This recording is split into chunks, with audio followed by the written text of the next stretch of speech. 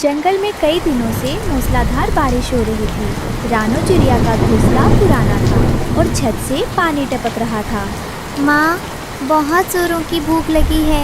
पेट में चूहे दौड़ रहे हैं। माँ, आज तो वो करवा नीम मत खिलाना। हमें वो टीवी में दिखने वाली लंबी लंबी मैगी खानी है। मेरे प्यारे कुकू और गुड़िया, मेरी बात सुनो और शांत हो जाओ। मुझे पता है कि तुम्हें बहुत भूख लगी है, लेकिन ये जंगल है, शहर नहीं। यहाँ हम दोस्तों, ये रहे हमारी आज की वीडियो के प्यारे सब्सक्राइबर्स और फॉलोअर्स के नाम। अनमोल, सूरज कुमार, अरफिया, सना फातिमा, मुस्कान शाजिया, सुपी। जो नहीं चुने गए, चिंता मत करो, अगली बार तुम भी बन सकते हो जंगल के सुपरस्टार। दोस्तों, अगर आप भी चाहते हैं मैं आपका नाम अपनी कहानी में लूं, तो देर के लिए वो टीवी में दिखने वाली लंबी लंबी मैगी कहाँ मिलेगी? मैं अभी जाती हूँ। बाहर कितना भी पानी क्यों ना बरस रहा हो, मैं तुम्हारे लिए कुछ अच्छा ढूंढ कर लाती हूँ, जिससे तुम्हारा पेट भर जाए। रानो, बाहर बहुत बारिश है, तुम कैसे जाओगी? टुन्नू जी, मैं जानती हूँ कि बाहर मूसलाधार बारिश हो रही है और ये कितना खतरनाक है, लेकिन मुझसे अपने बच्चों की भूख देखी नहीं जा रही है। एक माँ के लिए इससे बड़ा दुख और कोई नहीं हो सकता। मुझे जाना ही होगा, मुझे उनके लिए कुछ न कुछ लाना ही पड़ेगा। रानो भीगते हुए उड़कर लालू तोता की दुकान पर पहुँचती है। लालू अपनी दुकान समेट रहा था। लालू भैया, मैं जानती हूँ कि मेरा पहले का थोड़ा सा उधार बाकी है, लेकिन क्या आप हम पर थोड़ी और दया कर सकते हैं? क्या इस समय थोड़ा दाना उधार मिल सकता है? मैं कसम खाती हूँ, टुन्नू जी के ठीक होते ही हम एक एक दाना चुका देंगे। अरे रानो दीदी, आप फिर आ गई। पहले का उधार तो बाकी है। इस बारिश में मेरा धंधा एकदम चौपट है। नो उधार, सॉरी दीदी। भैया, आप मेरी मजबूरी को समझिए। मेरे मासूम बच्चे 2 दिन से भूखे हैं और मेरे पास उन्हें देने के लिए एक पत्ता भी नहीं है। ये मेरे लिए जीवन मरण का सवाल है। क्या आप एक माँ की मदद नहीं करेंगे? रानो निराश होकर जंगल के किनारे उस जगह पर गई जहाँ इंसान पिकनिक मनाने आते थे। वहाँ सब कुछ गीला था। तभी उसे कीचड़ में एक चमकीला पैकेट और कुछ सुनहरे बीज दिखाई दिए। ये देखो, ये तो वही मैगी का खाली पैकेट है जो इंसान फेंक गए थे, और शायद ये जो सुनहरे कण हैं वो उसी का मसाला या बीज है। खुशबू तो इसमें बहुत ही अच्छी आ रही है। अगर मैं इसे बोऊं तो शायद इससे कुछ ऐसा उग आए जिससे मेरे बच्चों का पेट भर जाए। मेरे लिए अब यही आखिरी उम्मीद है। रानो ने उम्मीद के साथ उस बीज को उठाया और वापस उड़ चली। रानो घर के ठीक नीचे वाली जमीन पर उतरी। उसने गीली मिट्टी खोदी और उस सुनहरे बीज को वहां दबा दिया। उसकी आंखों से टप टप आंसू उस बीज पर गिरे। हे भगवान, मेरे पास बच्चों को खिलाने के लिए कुछ नहीं है। मेरी ममता की लाज रखना। इस बीज से जो भी उगे मेरे बच्चों का पेट भर जाए। रानो के आंसुओं ने बीज में एक जादुई जान डाल दी। सुबह हुई और बारिश रुक गई। अचानक पूरे घर में एक बहुत ही स्वादिष्ट मसालेदार खुशबू फैल गई। कुकू और गुड़िया नींद से जागे। माँ, ये खुशबू कहाँ से आ रही है? रानो, बाहर देखो तो सही, क्या चमत्कार हुआ है। रानो ने बाहर देखा तो हैरान रह गई। जहाँ उसने बीज बोया था वहाँ एक छोटा सा पेड़ उगाया था, जिस पर पत्तों की जगह पकी हुई गर्मा गर्म मैगी लटक रही थी। रानो और बच्चे तुरंत पेड़ के पास गए। रानो ने प्यार से पेड़ से मैगी तोड़ी और बच्चों को दी। वाह माँ, ये तो दुनिया का सबसे टेस्टी खाना है। धीरे धीरे खाओ बच्चों, ये भगवान का आशीर्वाद है। माँ, अब हम कभी भूखे नहीं रहेंगे ना? नहीं बेटा, जब तक हम मिलजुल कर रहेंगे भगवान सब ठीक रखेंगे। मैगी की खुशबू हवा में उड़ते हुए कालू कौवा और उसकी पत्नी गोरी के घर तक पहुंच गई। वे दोनों अपनी बैल्कनी में बैठे थे। कालू जी, उह, क्या खुशबू है। लगता है जंगल में कोई दावत उड़ा रहा है। ये खुशबू तो उस गरीब रानो के घर की तरफ से आ रही है। कल तक तो रो रही थी, आज दावत? जरूर कोई खजाना हाथ लगा है। चलो चलकर देखते हैं। रानो अपने बच्चों को खाना खिला रही थी। तभी कालू और गोरी वहां आ धमके। जादुई पेड़ देखकर उनकी आंखें फटी रह गईं। रुको, ये पेड़ यहाँ कैसे उगा? ये जमीन तो मेरे परदादा की थी। नहीं कालू भैया, ये पेड़ मैंने अपनी मेहनत से उगाया है। ये मेरे बच्चों के लिए है। चुप कर, ये जादुई पेड़ हमारा है, हम इसे लेकर जाएंगे। कालू भाई, ऐसा मत करो, हम गरीब हैं, हमारे पेट पर लात मत मारो। कालू ने उनकी एक ना सुनी और धमकी देकर चला गया कि शाम को पेड़ ले जाएगा। रानो रोते हुए नदी किनारे गई, जहाँ उसकी सहेली बबली कबूतरी बैठी थी। बबली, कालू भैया मेरा जादुई पेड़ छीनना चाहते हैं, अब मेरे बच्चे क्या खाएंगे? रानो, हिम्मत मत हारो, जादू सिर्फ चीजों में नहीं होता, तुम्हारे आंसुओं और प्यार में था। लालच उस पेड़ को रास नहीं आएगा, तुम देखना, ऊपर वाला न्याय करेगा। शाम को कालू और गोरी बड़े बड़े थैले लेकर आए और पेड़ को जड़ से उखाड़ लिया। मेरा जादुई पेड़ मत ले जाओ। हट जाओ रास्ते से। अब ये पेड़ मेरे घर के आंगन में लगेगा, हम रोज मैगी खाएंगे। कालू भैया, ये पेड़ ममता से उगा है, ये आपके पास नहीं बचेगा। कालू ने अपने घर के पास गड्ढा खोदा और पेड़ को लगा दिया। दोनों पति पत्नी खाने के लिए लपके, लेकिन जैसे ही उन्होंने मैगी तोड़ी, एक अजीब घटना हुई। मेरी चोंच! हाय दैया, ये क्या? ये तो मैगी नहीं, ये तो कांटेदार सूखी झाड़ियाँ है। रानो के आंसुओं से उगा वो पेड़ लालची हाथों में आते ही सूख कर कांटा बन गया था। नूडल्स लकड़ी बन रहे थे। ये रानो ने जरूर कोई काला जादू किया है, फेंको इस बेकार पेड़ को। गुस्से में तिलमिलाते हुए कालू कौवा ने ऊपर से ही वो सूखा कांटेदार पेड़ रानो के आंगन में पटक दिया। ये लो अपना मनहूस पेड़ रानो, इसने मेरा मुंह जख्मी कर दिया, हमें नहीं चाहिए तुम्हारा ये जादू। कालू और गोरी वहां से चले जाते हैं। रानो दौड़कर उस बेजान पेड़ के पास गई और वापस मिट्टी में गाड़ दिया। अगली सुबह मैगी की जगह उस पर मीठे और रसीले फल लटक रहे थे। रानो देखो, पेड़ फिर से जी उठा, लेकिन मैगी गायब है, अब तो फल लगे हैं। अच्छा हुआ जी, मैगी से लालच पड़ा था, लेकिन ये फल हमारी भूख मिटाएंगे। जादू मैगी में नहीं, हमारी मेहनत और प्यार में था।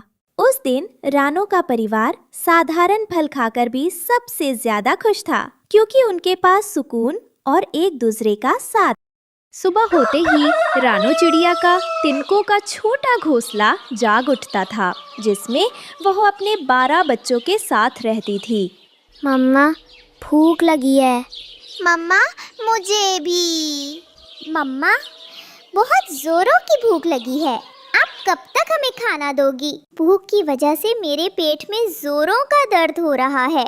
देखते ही देखते मम्मा भूख लगी है की आवाज 12 अलग अलग पतली आवाजों में गूंजने लगती है। दोस्तों, ये रहे हमारी आज की वीडियो के प्यारे सब्सक्राइबर्स और फॉलोअर्स के नाम। रोहित अरोड़ा, मुस्कान, परवीन, ऋतिक कुमार, सद्दाम खान। जो नहीं चुने गए, चिंता मत करो, अगली बार तुम भी बन सकते हो जंगल के सुपरस्टार। दोस्तों, अगर आप भी चाहते हैं मैं आपका नाम अपनी कहानी में लूं, तो देर किस बात की, जल्दी से कमेंट करके अपना नाम हमें। भगवान, आज इन 12 पेटों को कैसे भरूंगी? घर में एक दाना भी नहीं बचा है। रानो चिड़िया अपने 12 बच्चों को दिलासा देकर घोंसले से निकल पड़ती है। जंगल के मुख्य रास्ते पर कालू कौवे ने एक बड़ा सा ठेका बना रखा था। उसने अपने गले में कालू ठेकेदार जंगल का मालिक की तख्ती लटकाई हुई थी। ए, कहाँ जा रहे हो? कालू बंटी कबूतर को रोकता है, जो अपनी चोंच में एक छोटा सा तिनका दबाए था। कालू भैया, वो घर की छत टूट गई थी, बस एक तिनका ले जा रहा था। तिनका मुफ्त का नहीं है, ठेकेदार जी ने जंगल के हर तिनके, हर लकड़ी, हर फल पर टैक्स लगा दिया है। लाओ, 10 दाने निकालो। 10 दाने एक तिनके के? ये तो जुल्म है। जुल्म नहीं, जंगल का नया कानून है। दाने दो, वरना तिनका यहीं रखो और दफा हो जाओ। रानो चिड़िया दूर से कालू का ठेका देख रही थी। वह जानती थी कि उसके पास कालू को देने के लिए एक भी दाना नहीं है। कालू ने जंगल से दाना लेना नामुमकिन कर दिया है। मुझे इंसानों की बस्ती की तरफ ही जाना होगा। अपने बच्चों का भूखा चेहरा याद करके वो हिम्मत जुटाकर जंगल के किनारे की ओर उड़ चलती है। जंगल के उस पार एक किसान और उसकी पत्नी अपने खेत में चावल की फसल काट रहे थे। भाग्यवान, इस बार फसल बहुत अच्छी हुई है। हाँ जी, पर देखो ना, काटते वक्त कितना सारा अनाज जमीन पर गिरकर बिखर रहा है। अरे, इतने बड़े खेत में थोड़ा बहुत तो गिरेगा ही। ये चिड़िया चुनमुन के काम आ जाएगा। हमारा पेट भरेगा तो इन बेजुबानों का भी पेट भरना चाहिए। आप भी ना, चलो जल्दी काम खत्म करते हैं। रानो चिड़िया एक पेड़ पर छिपकर सब देख रही थी। जैसे ही किसान और उसकी पत्नी खाना खाने के लिए दूर गए, रानो तेजी से नीचे उतरी। 1, 2, 3। रानो जमीन पर गिरे चावल के एक एक दाने को अपनी चोंच में इकट्ठा करने लगती है। वह सिर्फ एक दाना नहीं उठा रही थी, वह अपने 12 बच्चों का जीवन उठा रही थी। बस थोड़े और। रानो चिड़िया दानों से भरी चोंच लिए जंगल लौटती है, लेकिन कालू ठेकेदार उसे नाके पर रोक लेता है।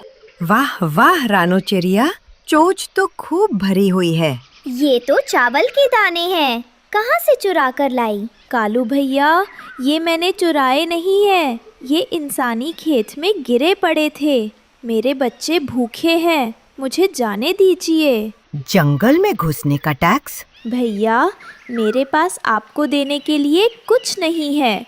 ये जो चोंच में है वही दे दो। नहीं, ये मेरे 12 बच्चों के लिए है। वो सब सुबह से भूखे हैं। तो क्या मैं भूखा मरूं? निकालो सारे दाने। कालू कौवा जबरदस्ती रानो पर झपट्टा मारता है, जिससे सारे चावल के दाने जमीन पर बिखर जाते हैं। गोरी कौवी तेजी से उन दानों को इकट्ठा करने लगती है। आइंदा टैक्स दिए बिना जंगल में घुसी तो इससे भी बुरा हाल करूंगा। थोड़ी दूर गिलू गिलहरी और हरिया तोता छिपकर ये सब देख रहे थे। बेचारी रानो दीदी, उस जालिम कालू ने एक माँ से उसके बच्चों का निवाला छीन लिया। ये जुल्म है। रानो के 12 बच्चे हैं। वो उन तक एक दाना भी नहीं ले जा पाई। हमें कुछ करना होगा हरिया भैया। ये अकेला रानो दीदी का सवाल नहीं है, ये पूरे जंगल का सवाल है। वे दोनों तुरंत जंगल के बाकी पक्षियों और जानवरों को ये खबर सुनाने के लिए दौड़ पड़ते हैं।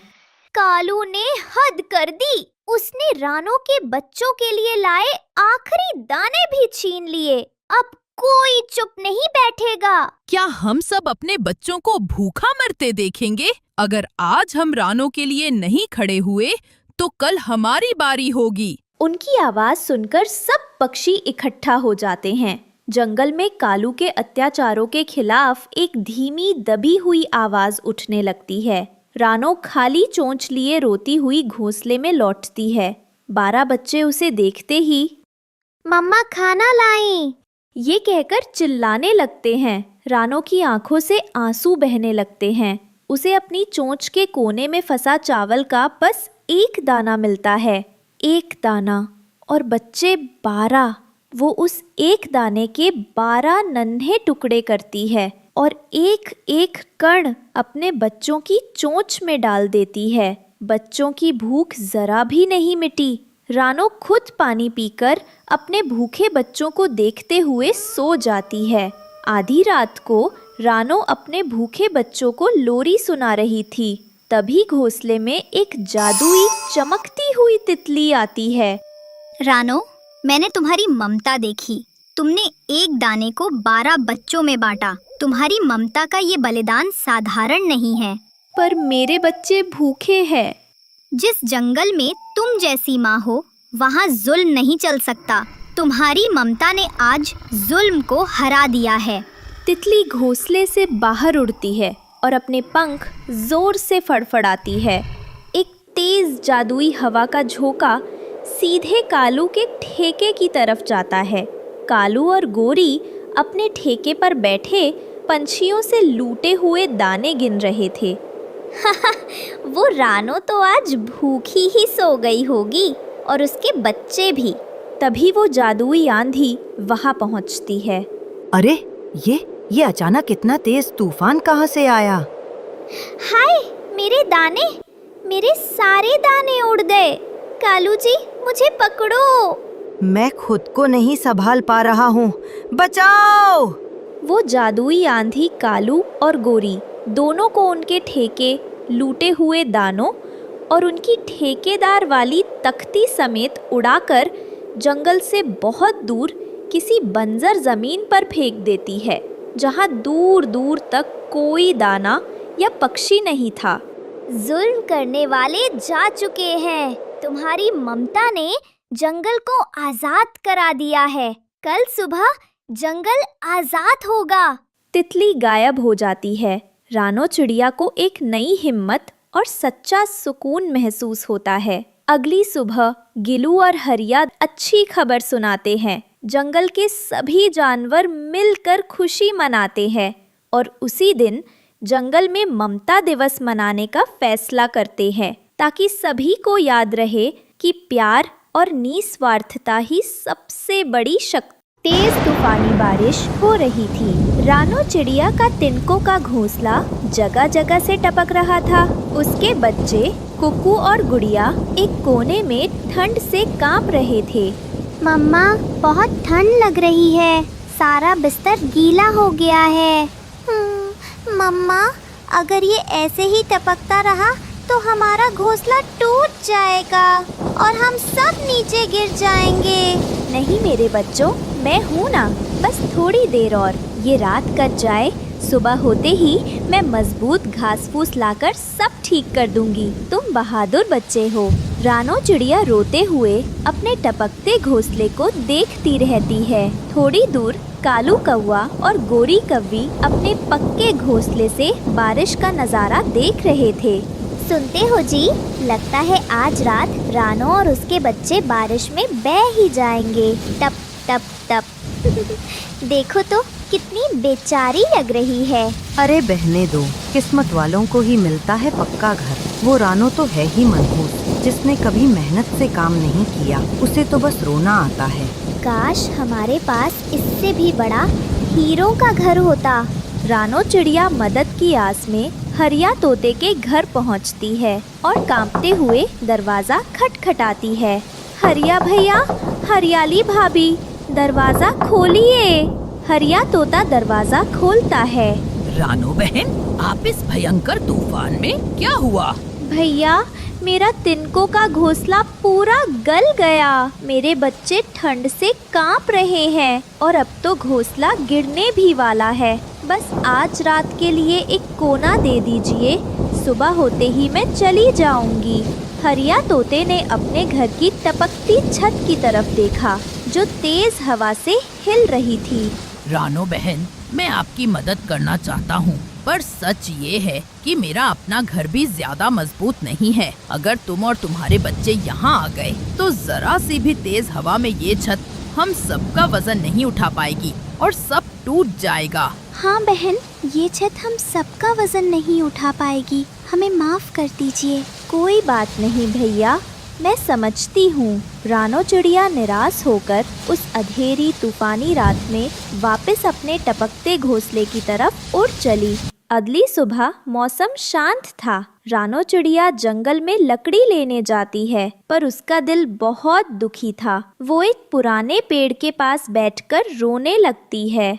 हे भगवान, मैं कैसी माँ हूँ, अपने बच्चों को एक सूखी छत भी नहीं दे सकती। वो पूरी रात ठंड में कांपते रहे और मैं एक माँ होने के नाते कुछ ना कर सकी। रानो के ममता भरे आंसू पेड़ की जड़ पर गिरते हैं। तभी उस पेड़ से एक तेज रोशनी निकलती है और एक जादुई परी प्रकट होती है। क्यों रो रही हो रानो चिड़िया? इतने दुख में क्यों हो? आप कौन? मैं इस जंगल की जादुई परी हूँ। मैंने तुम्हारी मेहनत और तुम्हारे अपने बच्चों के प्रति निस्वार्थ प्यार को पूरी रात देखा है। माँ का प्रेम सबसे बड़ा होता है। मांगो, तुम्हें क्या चाहिए? परी माता, मुझे धन दौलत, सोना चांदी या कोई बड़ा महल नहीं चाहिए।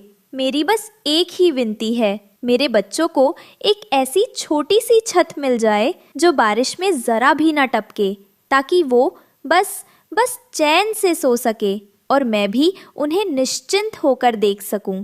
रानो, तुम्हारी आंखों में लालच नहीं, सिर्फ ममता है। मैं तुम्हारी निस्वार्थ भावना और संतोष से बहुत प्रसन्न हुई। परी अपनी छड़ी घुमाती है।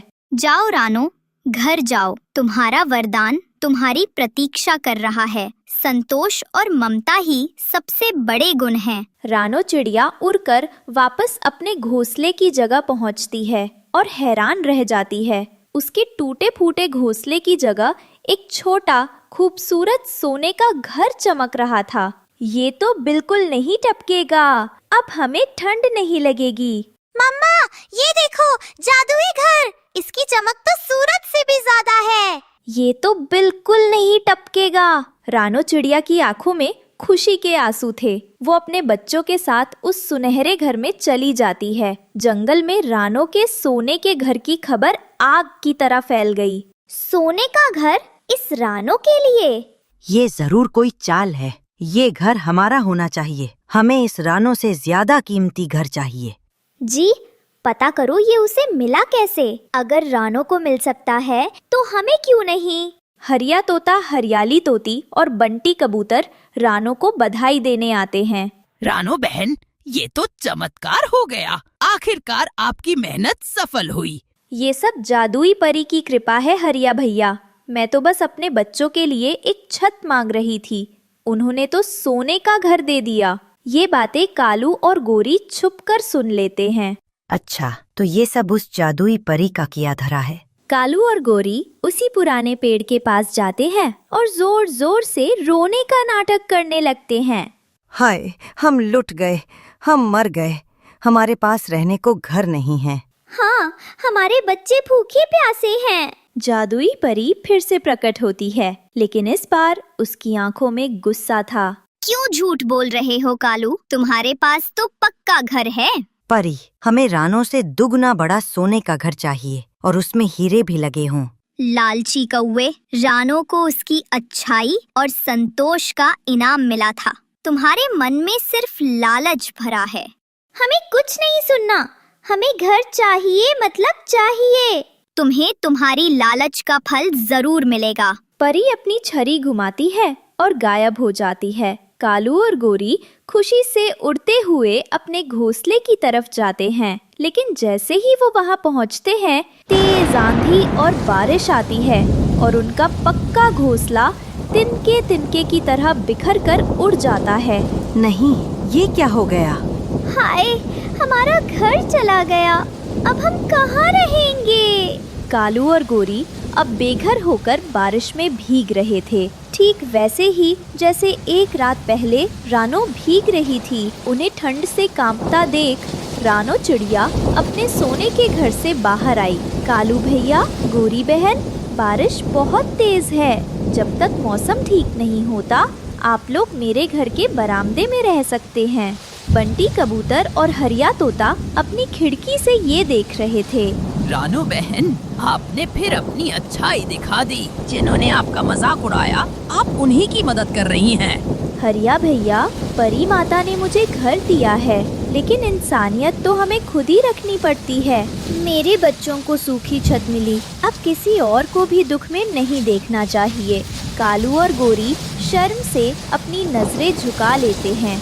रानो बहन, हमें माफ कर दो। जब आपको मदद की जरूरत थी, हमने आपका मजाक उड़ाया, पर आज आपने हमारे बुरे वक्त में साथ दिया। उन्हें समझ आ गया था कि लालच का फल बहुत बुरा होता है, जबकि संतोष और दया सोने से भी ज्यादा कीमती। नदी के किनारे एक पुराने कमजोर पेड़ पर रानो चिड़िया का एक छोटा सा घोंसला था। इस घोंसले में रानो चिड़िया अपने दो छोटे बच्चों गुड़िया चिड़िया और कुप्पू चिड़ा के साथ सिमटी हुई थी। बाहर बर्फीली हवा साए साए कर रही थी और घोंसले के हर सुराख से वो कहर बनकर अंदर दाखिल हो रही थी।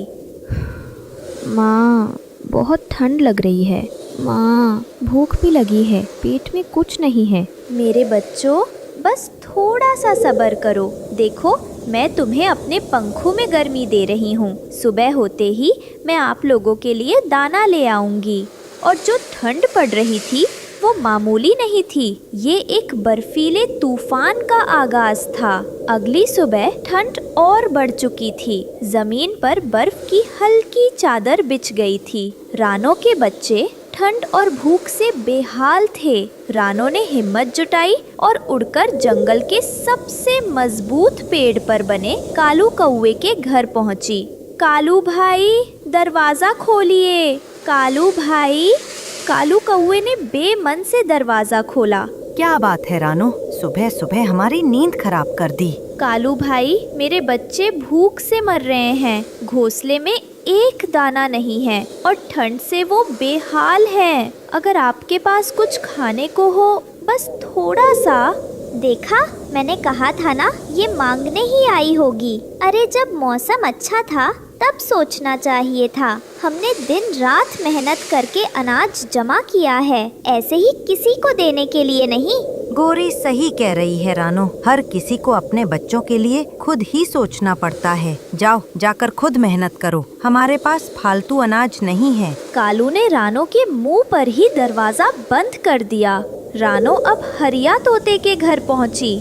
हरिया भाई। अरे रानो बहन, आप आइए, अंदर आइए। आप इतनी कांप क्यों रही हैं? क्या बताऊं हरिया भाई, घर में खाने को कुछ नहीं है। बच्चे ठंड से अकड़ रहे हैं। कालू भाई के पास गई थी, मगर उन्होंने। हम समझ गए रानो बहन, कालू भाई का दिल तो पत्थर का है। लेकिन सच कहें तो इस बार ठंड ने हमें भी बहुत परेशान किया है। हमारे पास भी ज्यादा इंतजाम नहीं है। हरियाली तोती अंदर गई और एक छोटा सा अमरूद का टुकड़ा ले आई। बहन, अभी हमारे पास बस यही है। आप ये ले जाइए और बच्चों को खिला दीजिए। अल्लाह रहम करेगा।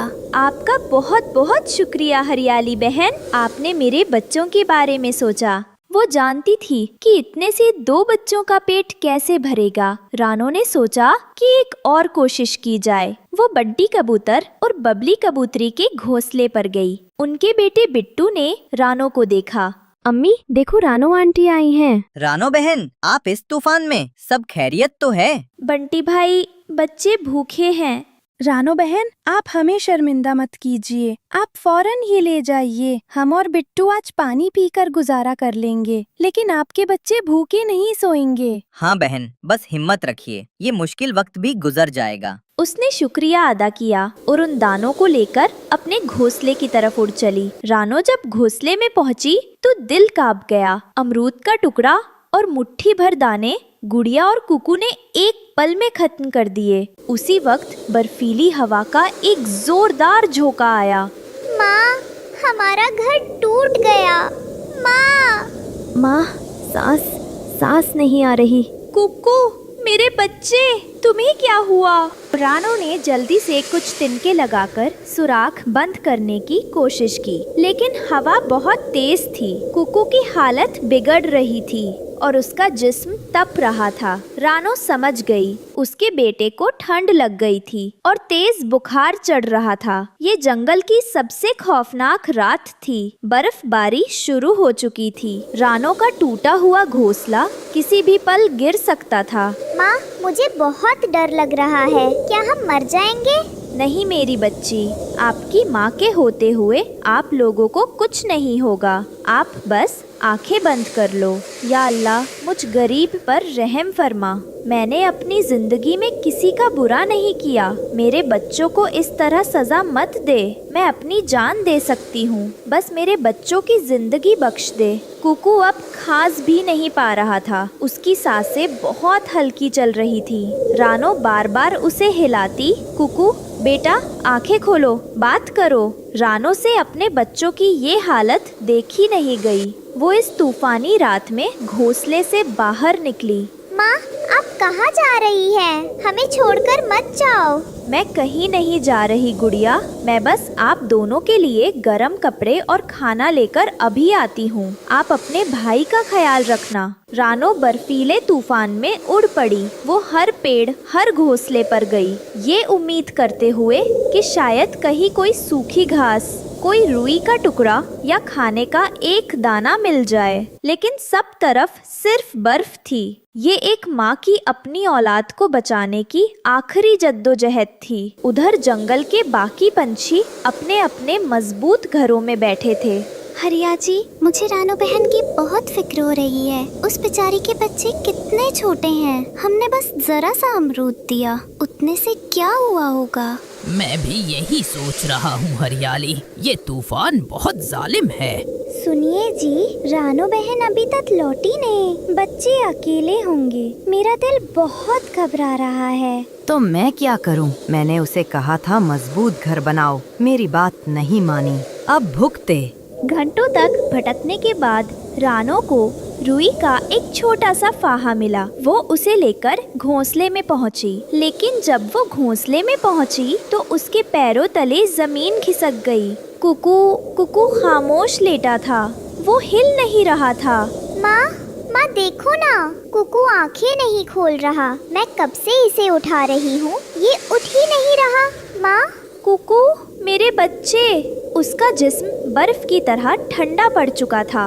उसकी सांसें शायद रुक गई थीं। रानो का दिल टूट गया। वो समझ गई कि उसने अपने बेटे को खो दिया है। वो अपने घोंसले से बाहर निकली और उस बर्फीले तूफान में जोर जोर से रोने लगी। कोई है? कोई मेरे बच्चे को बचा लो।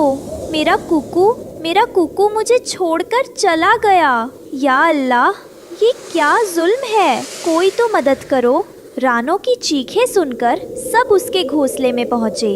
रानो बहन, हिम्मत रखो। कुकू को क्या हुआ? बंटी भाई, इसकी सांसें बहुत हल्की चल रही हैं। ये अभी जिंदा है। हमें इसे फौरन गर्मी देनी होगी। इतने में कालू कौवा का भी परिवार वहाँ आ पहुँचा। जब कालू ने उस नन्ही सी ठंडी पड़ी जान को देखा तो उसका पत्थर दिल भी मोम की तरह पिघल गया। गोरी, अभी इसी वक्त घर जाओ और हमारा सबसे गर्म कंबल और अनाज की बोरी लेकर आओ। हरिया भाई, रानो बहन के घोंसले में अब जान नहीं बचेगी। हम सब मिलकर इन बच्चों को मेरे घर ले चलते हैं। नहीं कालू भाई, आपका घर बहुत ऊंचा है, वहाँ हवा तेज है। बंटी भाई का घर जमीन के करीब है और चारों तरफ से बंद है। वो सबसे महफूज है। फिर वो सब बंटी के घर गए। बबली कबूतरी ने फौरन गर्म पानी का इंतजाम किया। गोरी कव्वी, जो कल रानो को भगा रही थी, आज खुद अपने पंखों से कुकू को गर्मी दे रही थी।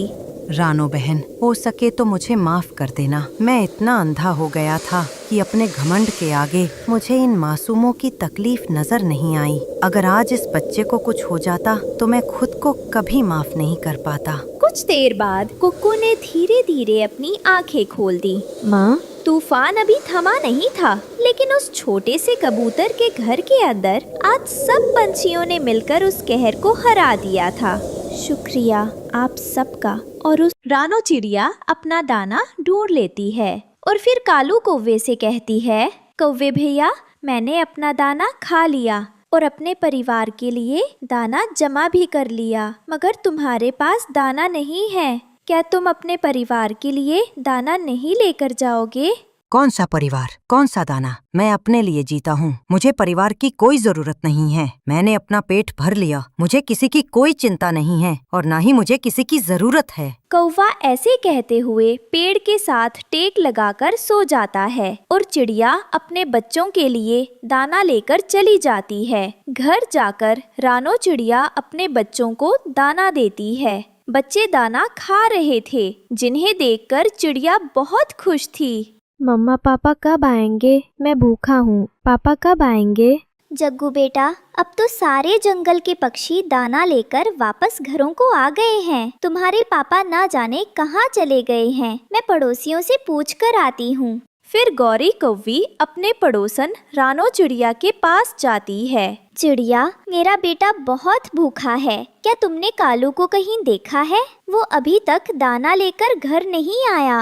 गोरी बहन, वो मेरे साथ ही भोजा लेने गया था, मगर वो अपना पेट भरकर वहाँ ही पेड़ के साथ लगकर सो गया। वो कह रहा था, मुझे परिवार की कोई जरूरत नहीं है। मैं अपने परिवार के लिए दाना नहीं लेकर जा सकता। इससे तो अच्छा है मैं मर ही जाऊं। एक माँ अपने बच्चों को कैसे भूखा देख सकती है। फिर गोरी कौवी उड़ती हुई कालू कौवे के पास जाती है। कालू, उठो उठो कालू, तुम यहाँ सोए हो और जग्गू भूख से मर रहा है। तुमने मेरी नींद खराब कर दी। क्यों आई हो तुम यहाँ? तुम्हें बताया किसने कि मैं यहाँ हूँ? अभी तुम जवान हो, जब बूढ़े होगे तो फिर पता चलेगा कि घर परिवार क्या होता है। जब बूढ़ा हो जाऊंगा तो देख लूंगा। अभी तो मैं अपना पेट भर सकता हूँ, मैं उड़ सकता हूँ, मैं लड़ाई कर सकता हूँ। गोरी कौवी क्या करती? वो बेचारी अपने बेटे को भूखा कैसे देख सकती थी। गोरी कौवी सारे जंगल में इधर उधर दाना देखती है, मगर शाम के बाद दाना कहाँ मिलता है। थक हार कर गोरी कौवी वापस अपनी पड़ोसन चिड़िया के पास जाती है और उससे 2 दाने उधार ले लेती है। चिड़िया, कल से मैं भी तुम्हारे साथ दाना लेने जाया करूंगी। जब तुम दाना लेने जाओ तो जाते समय मुझे साथ ले जाना। गोरी, मैं तो सुबह सवेरे ही निकल जाती हूँ, मैं तुम्हें भी साथ ले जाऊंगी। गोरी कौवी अपने बेटे जग्गू को दाना देती है और वो दोनों माँ बेटा सो जाते हैं। आधी रात के बाद कालू कौवा घर आता है और चुपके से अपने घोंसले में लेटकर सो जाता है। सुबह सवेरे ही चिड़िया गोरी कौवी को लेने आ जाती है। कालू अभी तक सोया हुआ है। रात ना जाने किस समय घर आया और ना जाने अब कब उठेगा। मम्मा, मैं भी सो जाऊंगा, पापा मुझे पीछे से मारते हैं। नहीं बेटा, तुम थक जाओगे। गौरी और रानो चिड़िया दाना लेने चली जाती हैं। चिड़िया और कौवी दाना ढूंढ रही थी कि वहाँ भागा भागा तोता आ जाता है। चिड़िया, चिड़िया, कल जंगल में तूफान आने वाला है। हमें तूफान के आने से पहले किसी सुरक्षित जगह पर जाना होगा। मगर कहाँ तोते? सब पक्षी कहाँ जा रहे हैं? मैंने और कबूतर ने फैसला किया है कि हम सब पूर्व वाले जंगल चले जाएंगे। वहाँ का तापमान भी ठीक है और भोजन की भी कोई कमी नहीं है। कालू नहीं मानेगा, वो कभी भी हमें तुम लोगों के साथ नहीं जाने देगा। गोरी, कब तक उस आवारा कौवे के सहारे जिंदगी गुजारोगी? अपने बेटे की खातिर तुम्हें फैसला करना होगा। अगर वो ना भी माने तो तुम्हें हमारे साथ जाना ही होगा, क्योंकि पिछली बार तूफान में कई पक्षी मारे गए थे। शाम को गोरी कौवी घर जाकर कालू से कहती है, जग्गू के पापा, अब हमें यहाँ से जाना होगा। सब जा रहे हैं क्योंकि कल जंगल में तूफान आ रहा है। कोई नहीं जाएगा, वो जाते हैं तो जाएं, हम तो इसी जंगल में रहेंगे। मुझसे दूसरे जंगल जाकर नया घर नहीं बनेगा। हम कुछ दिनों के लिए तिनकों का घोंसला बना लेंगे। कालू, मान जाओ, हमारा बेटा भी है, उसका तो ख्याल करो।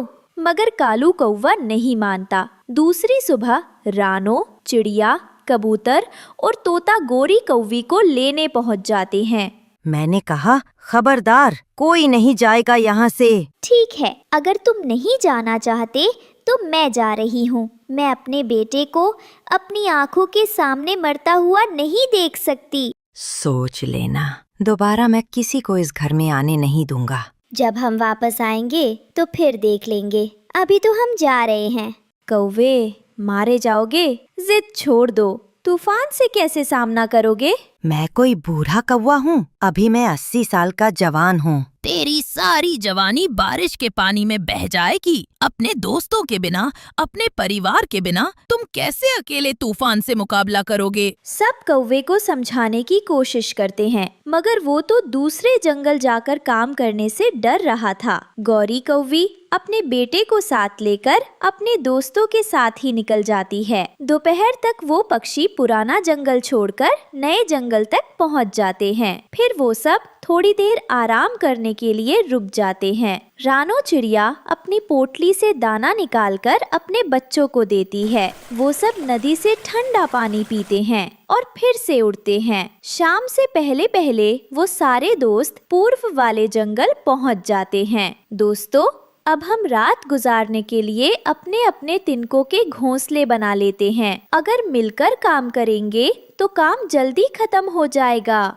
मैं लकड़ियाँ लाता हूँ। और मैं सूखा घास लाता हूँ। मैं और चिड़िया घोंसले बनाने का काम शुरू करती हैं। फिर वो सब अपना अपना काम बांटकर काम में लग जाते हैं। पीछे कालू कौवा घर की छत पर चढ़कर सो रहा था। तेज हवा का उसे एहसास ही नहीं था। उसे ये भी खबर न थी कि थोड़ी देर बाद जंगल में क्या होने वाला है। रात शुरू होने से पहले ही जंगल में तूफान आ जाता है। कौवा उठकर घर की खिड़की बंद करता है, मगर तूफान इतनी जोर का था कि उसके घर की खिड़की उखड़ कर दूर जा गिरती है। बारिश का पानी कौवे के घर में आने लगता है। कौवा इधर उधर देखता है कि अब वो कहाँ जाए। अभी वो घर से बाहर निकला ही था कि उसका घर भी नीचे गिरकर टूट जाता है।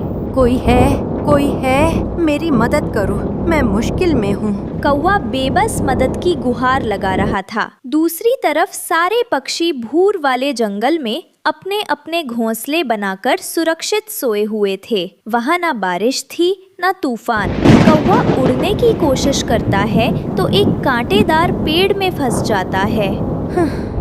शायद अब मैं इसी पेड़ में फंसा फंसा मर जाऊंगा। बहुत बड़ी गलती की जो मैंने उन सब की बात ना मानी। आज अगर मैं अपने परिवार के साथ होता, अपने दोस्तों या पड़ोसियों के साथ होता, तो कोई ना कोई मेरी मदद जरूर करता। सारी रात तेज हवा से मार खाते खाते सुबह तक कौवा अपनी जान खो बैठता।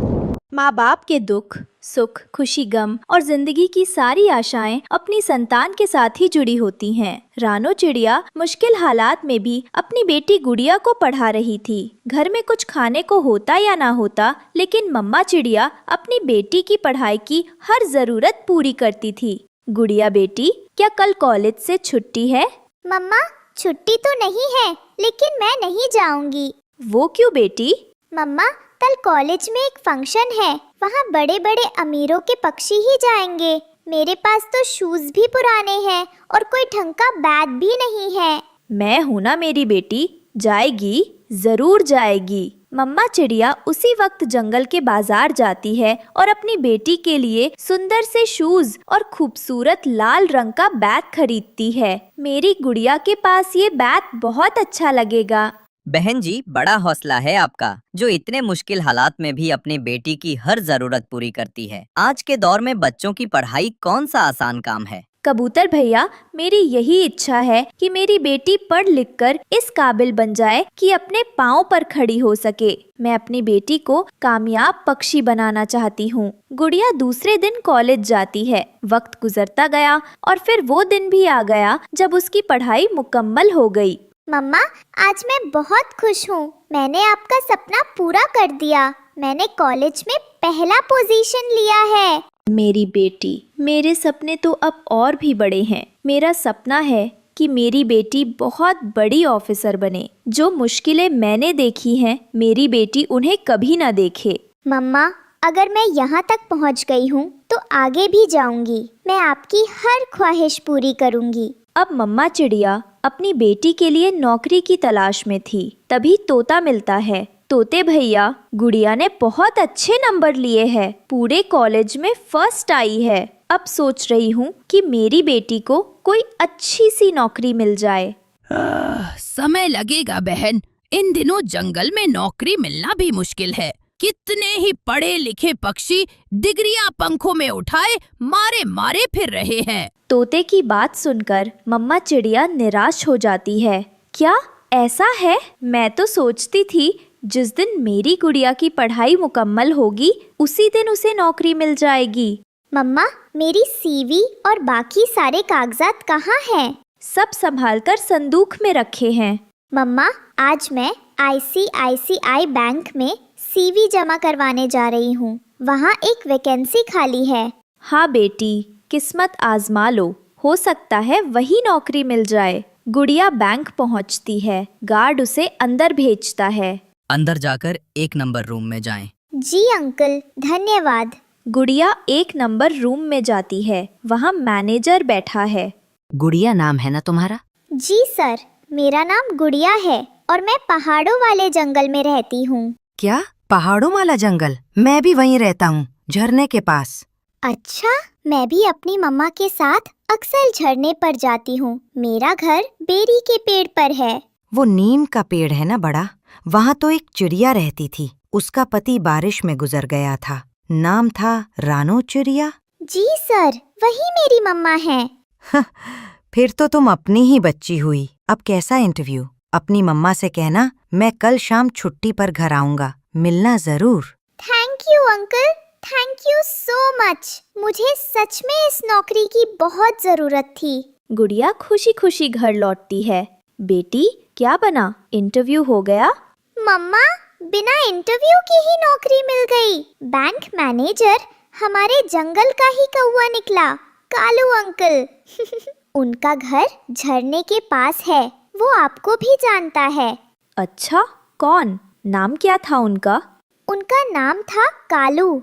उन्होंने मुझे चाय पानी का भी पूछा था।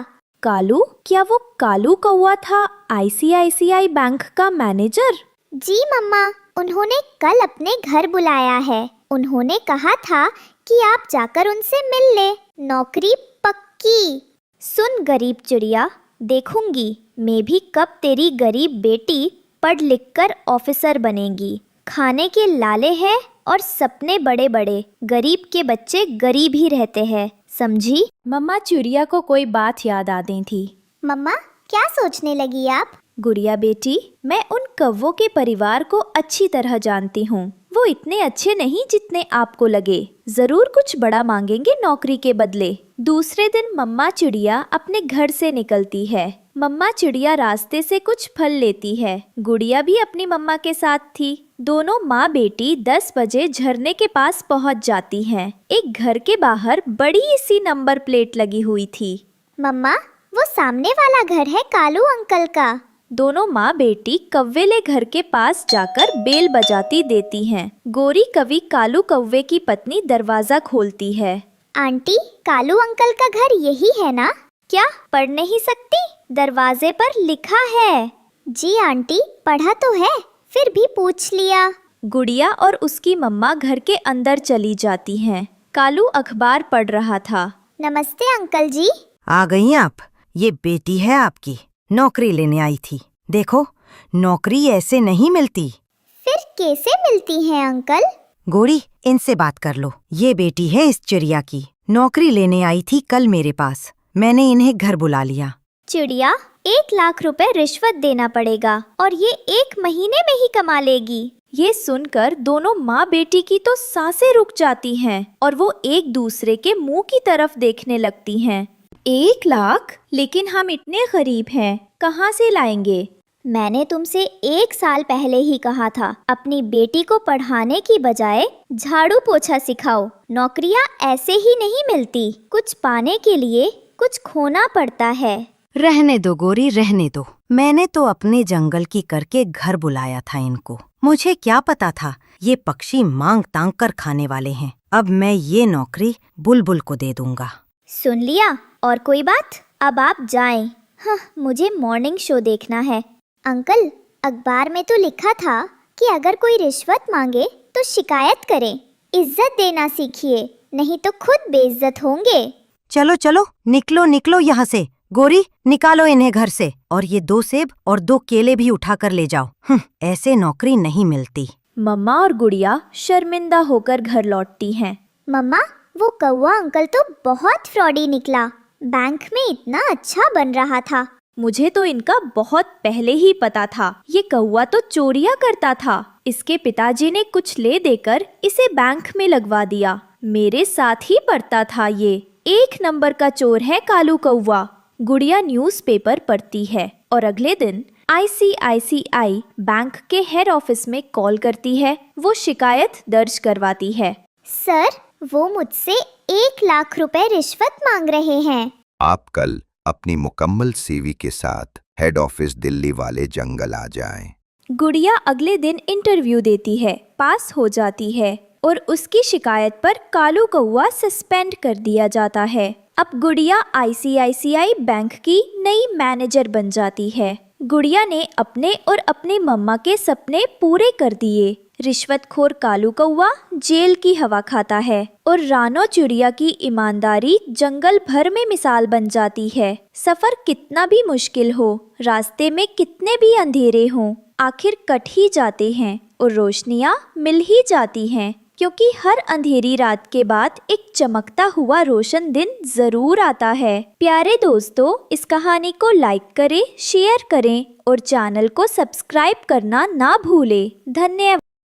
जंगल में काली घटाएं छाई थी। तेज बारिश लगातार हो रही थी। बारिश का पानी रानो चिड़िया के घोंसले की छत से टपकने लगा। टिप टिप टिप की आवाज पूरे घर में गूंज रही थी। धीरे धीरे पानी घोंसले में भरता जा रहा था। तभी रानो चिड़िया की नींद टूटती है। अरे, पानी हमारे घोंसले में घुस आया है। कुक्कू, गुड़िया, बेटा जल्दी उठो, पानी तुम्हारी तरफ बढ़ रहा है। वो दोनों बच्चों को जल्दी से अपने पंखों में समेट लेती है। हे भगवान, मैं इस अंधेरी और बरसती रात में कहाँ जाऊँ? मेरे दोनों बच्चे नींद में हैं और बाहर तूफान मचा हुआ है। पानी लगातार बढ़ रहा था। रानो चिड़िया एक पत्ते जैसी बाल्टी से पानी निकालकर बाहर फेंकने लगी, लेकिन पानी रुकने का नाम ही नहीं ले रहा था। कुक्कू बेटा, गुड़िया, अब हमें यहाँ से निकलना ही होगा। मम्मा, मुझे बहुत डर लग रहा है। हाँ मम्मा, ये गरजते बादल मेरे कान फाड़ देंगे। अरे डरो मत, तुम्हारी मम्मा तुम्हारे साथ है। चलो मेरे पीछे आओ। जैसे ही वो अपने बच्चों को लेकर बाहर निकली, पीछे से धड़ाम की आवाज के साथ घोंसला टूटकर नीचे गिर गया।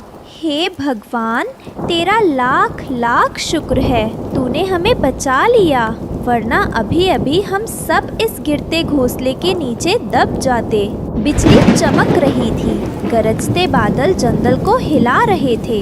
बाकी सभी पक्षी अपने घरों में दुबके बैठे थे। कोई बाहर झांकने की हिम्मत नहीं कर रहा था। चलो बेटा, हम कोई घना पेड़ ढूंढते हैं। आज की रात वहीं गुजारेंगे। कुछ दूर जाकर उसे एक बड़ा पेड़ दिखाई देता है। वह बच्चों को लेकर उसके नीचे बैठ जाती है। मम्मा, मुझे बहुत ठंड लग रही है। मम्मा, मुझे तो खांसी भी होने लगी है। रानो चिड़िया ने पंख से कुकू का माथा छुआ। उसका पंख तपते हुए जैसे जल गया। हे राम, कुकू, तुझे तो तेज बुखार है। ऐसे कैसे ये रात गुजारूं? हमें किसी के घर मदद मांगनी पड़ेगी। रानो चिड़िया अपने बच्चों को लेकर सबसे पहले तोते के घर जाती है। तोते भैया, दरवाजा खोलो, मेरी मदद करो। अरे रानो चिड़िया बहन, तुम्हारी हालत तो बहुत खराब लग रही है, लेकिन मैंने कितनी बार कहा था कि अपना घर पक्का बना लो। अब देखो। भैया, मेरे बेटे को बुखार है। आज की रात हमें अपने घर में रहने दो। न, मेरा घर बहुत छोटा है, इसमें जगह नहीं है। दरवाजा बंद कर देता है। रानो चिड़िया मायूस होकर कबूतर के घर पहुंचती है। कबूतर भैया, मेरे घर की छत टूट गई है, मुझे अपने घर में जगह दे दो। अरे, मेरा घर पहले से ही भरा हुआ है। बबली बहन और उसके भांजे आए हैं, तुम कहीं और जाओ। कबूतर भी दरवाजा बंद कर देता है। फिर वह कौवे के घर जाती है। तो वे भैया, दया करो, ये आखिरी दर है, इसके बाद कहीं और नहीं जाऊंगी। अरे रानो चिड़िया, तुम जानती हो हमारा घर कितना गंदा है, तुम रह ही नहीं पाओगी। कोई बात नहीं भैया, मेरे बच्चे बीमार हैं, हमें रहने दो। इतने में गोरी कौवी बाहर आ जाती है। अरे छोटी चिड़िया, तुम्हें चैन नहीं है क्या? सबको जगाकर क्यों परेशान कर रही हो? जाओ, कहीं और जाओ। वो भी दरवाजा बंद कर लेते हैं। रानो चिड़िया बेबस होकर बच्चों से कहती है, चलो बेटा, अब हमें खुद ही सहारा ढूंढना होगा। घने जंगल में भटकते भटकते उन्हें एक लाल चमक दिखाई देती है। मम्मा देखो, वहाँ कुछ चमक रहा है। हाँ मम्मा, शायद कोई हमारी मदद कर दे। वो चमकती हुई लाल मिर्च थी। मिर्च अचानक हिलने डुलने लगी और आवाज आई, मैं साधारण मिर्च नहीं, जादुई मिर्च हूँ। मैं दिल की हर इच्छा पूरी कर दूंगी। क्या सच में? किताबों की बातें होती हैं ये। मगर चलो आज आजमा लेते हैं। वह मिर्च को खुले मैदान में रख देती है। बच्चे मन ही मन इच्छा करते हैं, हमें अच्छा और पक्का घर चाहिए। जैसे ही बिजली कड़कती है, मिर्च एक विशाल घर में बदल जाती है। हे भगवान, हमारी दुआ सुन ली तूने। घर के अंदर ढेर सारा भोजन और सुख सुविधाएं थीं। रानो चिड़िया बच्चों को लेकर उसमें चली जाती है। तभी परी प्रकट होती है। कुकू, तुमने घर तो मांगा, लेकिन अपने लिए दवा क्यों नहीं मांगी? परी जी, मैं तो सह लूँगा, पर मेरी माँ और बहन कहाँ जाते इस बारिश में? बहुत अच्छा बेटा, तुम्हारे इस त्याग का फल मिलेगा। अब तुम्हारे घर में सब सुख सुविधाएं होंगी। धीरे धीरे बारिश और तेज हो गई। तोते, कबूतर, कौआ सभी के घर टूट गए। वे सब भटकते भटकते रानो चिड़िया के विशाल घर के पास पहुंचते हैं। अरे अमीर पक्षी जी, हमें अपने घर में जगह दे दो। दरवाज़ा खुलता है और अंदर से रानो चिड़िया बाहर आती है। ये मेरा घर है, आप सबका भी। यहाँ कोई अमीर गरीब नहीं, सब बराबर हैं। सभी पक्षी शर्मिंदा होकर सिर झुका लेते हैं। बहन, जब तुम मेरे दरवाजे पर आई थी तो मैंने बहाने बना दिए। कहा कि मेरा घर भरा हुआ है, लेकिन सच ये है कि मेरा दिल छोटा था। माफ कर दो मुझे। हाँ बहन, मैं भी दोषी हूँ। मेरा घर छोटा नहीं था, मेरा सोच छोटा था। उस वक्त तुम्हें बाहर ठुकरा दिया। आज जब मेरा घर टूटा है तो समझ आया आसरा मिलना कितना जरूरी होता है।